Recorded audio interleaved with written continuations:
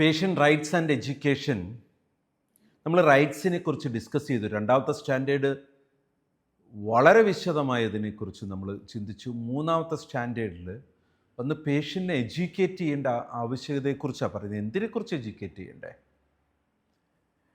കുട്ടിമാമ ഞാൻ ഞെട്ടിമാമ എന്ന യോദ്ധയിലെ ഡയലോഗ് നമ്മളാരും മറന്നു കാണത്തില്ല. ചിലത് കേൾക്കുമ്പോൾ നമ്മൾ ഇന്നും ഈ ഡയലോഗ് തമാശയ്ക്ക് പറയാറുണ്ട്.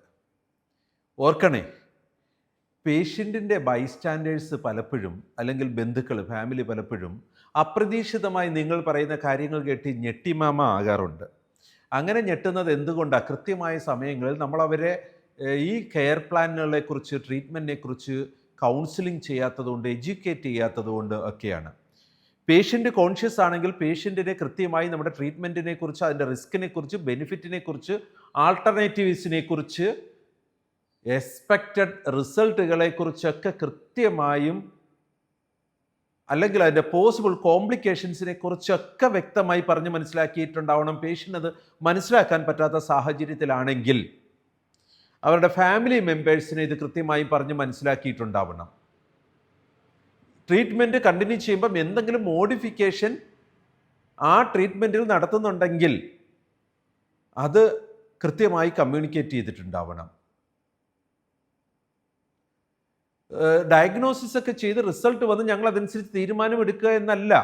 ആ ഡയഗ്നോസിസിൻ്റെ റിസൾട്ട് എന്തായിരുന്നു എന്നത് കൃത്യമായും ആ പേഷ്യൻറ്റിനെ അല്ലെങ്കിൽ ഫാമിലി മെമ്പേഴ്സിനെ ഇൻഫോം ചെയ്തിരിക്കണം, എഡ്യൂക്കേറ്റ് ചെയ്തിരിക്കണം.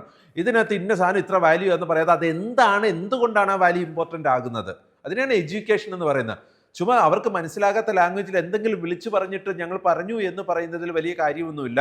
ഇങ്ങനെ ചെയ്യുന്ന കാര്യങ്ങൾ, എക്സ്പ്ലനേഷൻസ്, അത് സമയാസമയങ്ങളിൽ ചെയ്തിരിക്കണം. അല്ലാതെ എപ്പോഴും ഒരിക്കൽ ചെയ്തു ഇനി ഡിസ്ചാർജ് ദിവസം വരട്ടെ. ചിലപ്പോഴും വലിയ കഷ്ടം തോന്നാറുണ്ട്.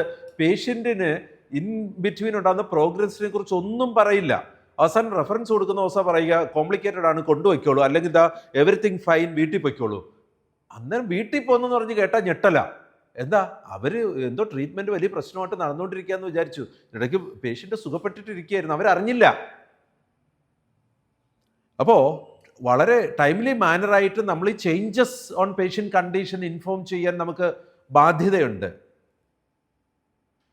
മൾട്ടി ഡിസിപ്ലിനറി കൗൺസിലിംഗ് വേണമെന്നാണ് പറയുക.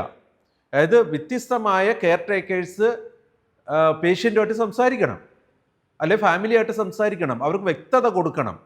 സോ PRE3 മൂന്നാമത്തെ സ്റ്റാൻഡേർഡ് ഇങ്ങനെയാണ് പറയുന്നത്: patient and or family members are. ചില സമയങ്ങളിൽ പേഷ്യൻറ്റിനെ അല്ലേ ഫാമിലി മെമ്പേഴ്സിനെ, ചിലപ്പോൾ പേഷ്യൻറ്റിനെയും ഫാമിലി മെമ്പേഴ്സിനെയും. The patient and or family members are educated to make informed decisions and are involve in the care planning and delivery process. നമ്മുടെ കെയർ പ്ലാൻ ചെയ്യുന്നതിന് മുമ്പ് തന്നെ അവരെ ഇൻഫോം ചെയ്തിട്ട് നമ്മൾ ആ വിവരങ്ങൾ ശേഖരിച്ചു വെക്കണം. അതിനുള്ള 5 ഒബ്ജക്റ്റീവ് എലമെൻ്റാണ് ഈ മൂന്നാമത്തെ സ്റ്റാൻഡേർഡിൽ ഡിസ്കസ് ചെയ്യുന്നത്. അതിൽ ഒരു കോർ ഒബ്ജക്റ്റീവ് എലമെൻറ്റും 2 കമ്മിറ്റ്മെൻറ്റും 2 അച്ചീവ്മെൻറ്റുമാണ്. നമുക്ക് വിശദമായി ഇതിനെക്കുറിച്ച് നോക്കാം. എങ്ങനെയാണ് നമ്മുടെ പേഷ്യൻസിനെ എഡ്യൂക്കേറ്റ് ചെയ്യേണ്ടത്, അവരെ ഇൻവോൾവ് ചെയ്യിപ്പിക്കേണ്ടത് ഡിസിഷൻ മേക്കിങ്ങിൽ, നമ്മുടെ കെയർ പ്ലാൻ ഡിസിഷൻ മേക്കിങ്ങിൽ, അല്ലെങ്കിൽ ആ ഒരു പ്രൊസീജിയർ ഡെലിവറിയിൽ അവരെ എഡ്യൂക്കേറ്റ് ചെയ്ത് കൗൺസിൽ ചെയ്ത് പേഷ്യൻറ്റിനെയും അവരുടെ ഫാമിലി മെമ്പേഴ്സിനെയും എങ്ങനെ കൂടെ കൊണ്ടുപോകാം എന്ന് നമുക്ക് വിശദമായിട്ട് ഈ 5 ഒബ്ജക്റ്റീവ് എലമെൻറ്റുകളിൽ കൂടെ നോക്കാം.